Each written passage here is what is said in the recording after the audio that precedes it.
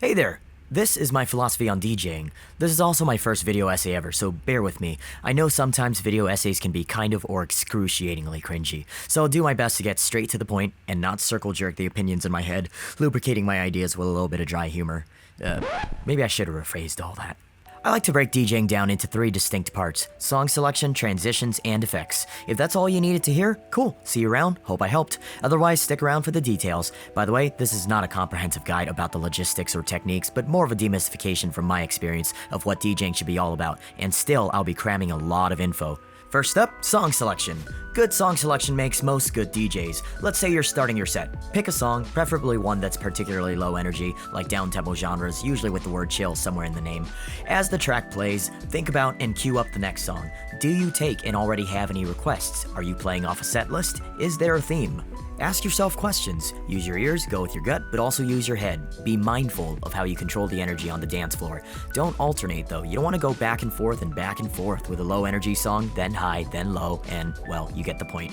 That can frustrate people and make you predictable as they come up to dance, sit down during a less exciting song, and have to come right back because your best friend Sarah heard the first millisecond of Unholy, and sit down again waiting for the intro to paint the town red to end. Consider your tempo changes. A dramatic change can throw off the current vibe, and don't go stale playing 128 BPM all night either unless it's part of the theme. You also don't want to play banger after banger the entire time, because then by contrast, none of the songs bang. It's all about dynamics, baby. Use lower energy parts of songs, or entirely low energy songs, to signal to people they can take occasional breaks, like to get a drink, or to use the restroom, or to pull back their friend's hair as they vomit the color blue outside. It helps to be familiar with your songs, and the best way to do so is to at least organize your library, typically by the overall vibe, genre, or function of the song. That makes it easier for you to be adaptable. Maybe some people aren't feeling the song no matter how much you thought everyone from Britney and her festival junkie boyfriend Chad to Sweet Aunt Gemma would like it. This is why you shouldn't rely on predetermined or, God help you, pre-recorded sets. That's especially a cop-out, and that is not DJing. If it's at least original music, then fine, you're more producers showcasing your product, which itself is another legitimate performance art, but not DJing. Side note, I don't trust DJs without headphones because that tells me they probably aren't DJing live, have time to throw cake at people, or are distracted twisting a million knobs for show. But sometimes there are DJs that know their songs well based off their waveform display that they don't need to wear headphones all the time to audition them. Laptop DJs without controllers, hopefully while still using DJ software and not a streaming app, probably won't be as impressive having to click everything on their mousepad, but who knows, they might still get the job done better than an iPod. Get a cheap controller or C DJ though. The tactility facilitates better technique. It's a great investment and it doesn't have to be too fancy or expensive. However, this goes without saying, please make sure your audio files are of high quality. It should not sound like a ripped through YouTube video that was recorded on a potato playing through a mall bathroom speaker, unless that's the aesthetic you're going for. Have decent gear and equipment. Let's talk about transitions. Great DJs curate a proper listening and cohesive musical experience. This is typically a common tell of a technically skilled DJ and what most people imagine makes or breaks a DJ in the modern world. If you just lazily crossfade out from one song into the next, disregarding rhythmic or harmonic compatibility, the songs will clash, and the crowd will awkwardly stand there, struggling to parse out any groove from the cacophony.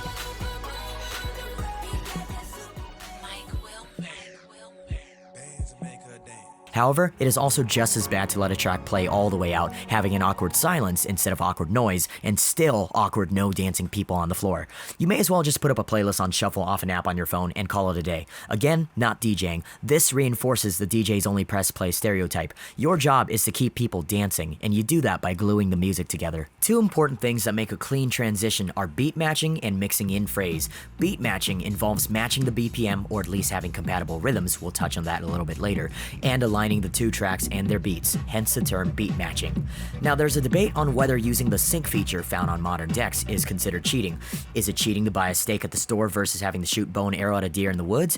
Is it cheating to send a text message versus sending a letter written by Feather on horseback? In my humble opinion, fuck right off with your gatekeeping. If you use it as a tool and not as a crutch, and it strengthens your performance, by all means use it. More power to you. The same argument applies to the old school vinyl versus digital DJs. Advances in technology happen all the time, and there's nothing wrong with using whatever tools are available to accomplish a task in new and imaginative ways. You can be a purist, and that works for you, but don't shove your way down everyone else's throats. Accept that people will always look for different ways to do things, because everyone is different. These are things that are pretty negligible to the audience anyway. Again, as long as you're the one doing the work and not faking it, you're free to use whatever tools are available to put on a great show. Typically, I use sync just to match the BPMs, but I manually align the tracks using the jog wheel. The grid that your software places on the songs won't always be lined up properly, and thus if you just hit the sync button, you may experience the wobbly sound known as phasing. And this is where I imagine most people cringe because of the poor results versus the actual method. I think you're fine to use whatever you need to get the job done, as long as you're the one doing the job and not faking it. Alright, so you've got beat matching down. Now you can mix into anything as long as it's a good song, right? Not quite. You've got to mix in phrase, mixing at the right time. This involves mixing the beginning of a section of the next song at the end or beginning of a section of the current song. You don't want to be listening to one song and somewhere after a couple bars, maybe even 3 beats into that bar, suddenly the beginning of the next song plays in the middle of a lyric and you can't tell when to clap along because there are 2 beat ones and the downbeat is now left beat or right beat or north beat, or it feels like one song is behind a few bars even with the downbeat lined up. The tracks are still clashing even after you've beat matched. What gives? Well, most songs are in bars of 4/4 or straight time, but above that, groups of those bars are typically also in some regular even number. I find it helps to prep your tracks with hot cues. When setting hot cues for mixing points, I think about the velocity of the energy within the track, and that gives me 4 types of points. Low energy, typically an intro, breakdown, or verse. Increasing energy, like a build-up, pre-chorus. High energy, such as drop or chorus. And decreasing energy. After the drop, most post-choruses, next breakdown or verse, or the outro. Usually, I'll use the top row of pads for phrases and reserve the bottom row for tone play or cue point drumming. I like to have the first hot cue pad be for the intro or the first time the energy is low, like a verse. The second pad for the first time energy builds up, the third for the first drop or chorus, and the fourth for the outro or very last low energy section. Keep in mind that not every song will follow this structure or order of energy changes. Use your judgment. With pop songs, for example, you may want to place a hot cue at a more recognizable section, like where the vocal starts, and be able to jump to it in an instant. Also, I usually don't need cues for every single section, using my judgment if I need to mix somewhere in between the cue points I've set.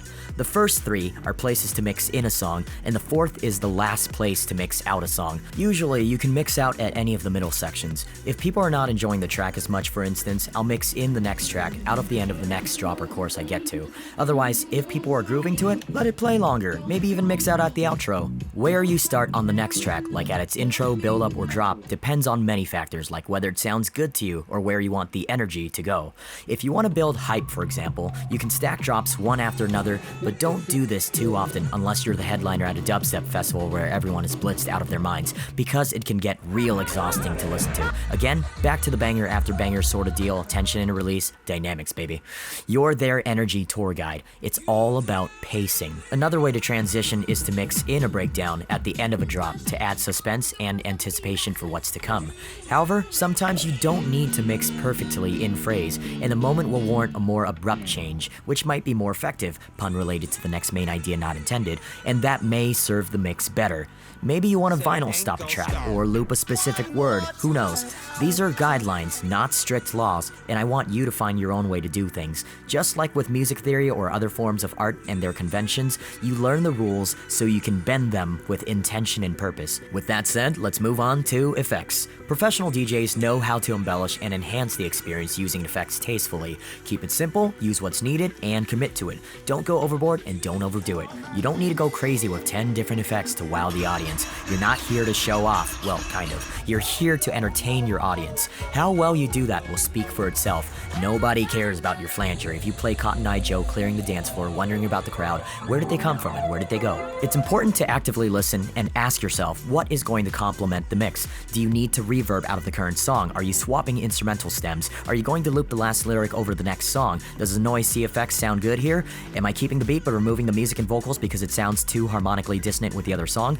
By the way, I hate the Camelot system. It's just an ugly circle of fifths that makes things more confusing for those learning about music. Literally, DJs are the only ones who use this terrible notation system. Learn your basic music theory and keys, and use your ears and judgment for what sounds good together, and don't think too hard on mixing in key. A little jazz never hurt no nobody. Anyway, there's a bunch of different scenarios that call for different approaches, and my goal with this video is to get you to understand your toolkit and to think for yourself, learn on your own, and not just simply mime what other people are doing.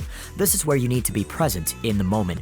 DJing is a performance, so why should anyone pay good money to watch a glorified babysitter to an MP3 player? Creativity is more about efficient problem solving. Your idea should come from somewhere and not from out of your ass, as expression is usually derivative rather than arbitrary random generative abstraction. You are here to do a job, not get an opinion on a new monster you invented and drew on the wall with spaghetti sauce. This specific kind of dissociation can help mitigate self-consciousness, thus potentially removing creative barriers and preventing paralyzing yourself with "what if I suck" hypotheticals. Active listening, brainstorming, and execution. Come up with a realistic, specific plan and have specific steps to carry it out. Do things you are confident you can pull off, or at least won't worry about as much if you botch. Here are some closing thoughts. An okay DJ will just play you music. Think your roommate's uncle's dog pressing play on Spotify's daily mix. Cool. Why the fuck would you ever pay anyone to do that when you could do it yourself? A good DJ will at least pick the songs. A great DJ will pick the right songs for the setting and actually mix them. A professional will do it all in style with tasteful embellishments and flair, and a festival DJ will just hit play on an hour-long MP3. Just kidding. Staying organized and prepared means less guesswork during the show, because frantically searching for a record or hunting down exactly where the drop is in a track when the current song is about to end is not fun. And like DJ Carlos says, you don't want to look like you're typing an email while you try to remember if you downloaded that deep house remix of All Star or if it's trap. Set up and customize your favorite effects pads. Queue up the next few songs you want to play in a side list. And don't just download 1,000 songs. Sort them by vibe, genre, occasion, or function, or whatever criteria makes sense to you. Then go through those songs and set up your hot cues. They act as visual markers on your waveform and at a glance give you a better idea of what to mix. And it's a great opportunity to acquaint yourself with those tracks. Use your practice time in private to experiment with more complex actions such as loop cutting, swapping stems, drop mixing, scratching, 3/4 tempo changes, which helps with bigger differences in BPM, recovering from problematic songs, and by that I mean songs that are difficult to mix like drifting tempo, complicated phrasing, or jarringly out-of-place sound design. Although I guess learning how to handle socially problematic songs that you played accidentally is also a good challenge. My point is, your practice time is your sandbox. Try things out, make mistakes on purpose, mix two songs that are hard to mix. They're usually never impossible, just probably more difficult. Problem solve. Get used to recovering from slip-ups. Start slowly and do it right, making it muscle memory. By the way, practice does not make perfect, it makes permanent, so don't practice doing it wrong. Practicing well makes progress, and progress, however little, is progress nonetheless. If you want to make DJing into a profession, you've got to be organized and prepared for moments you think you'll be least prepared. And even if you don't, it at least makes the process less daunting, more manageable, and enjoyable. Proper preparation prior to performance is vital. Ugh, that was a tongue twister. With that said, don't obsess over the perfect set. There's no need to stress about the big picture if you can't even get the first brush stroke on the canvas. You gotta get something on there. Actively listen to what you're playing and be present. Something I learned from producer and filmmaker Brian Grazer. An open mind and curiosity is important, both practically and especially in all forms of artistic expression. When I was just starting out, I would painstakingly craft each and every single part of the set, from exact song order to the cues I would use to the exact transitions, and that was just way too much work. I also had way too many songs that I would never see myself using, just collecting for quantity's sake. I've boiled down my library to songs I know for sure when and how to use. Now I can just throw a 30-minute set out of nowhere, pick good songs, and have a lot of fun with it with relative ease and almost no stress. I do everything on the fly. I don't plan my sets, transitions, or even genres for the evening.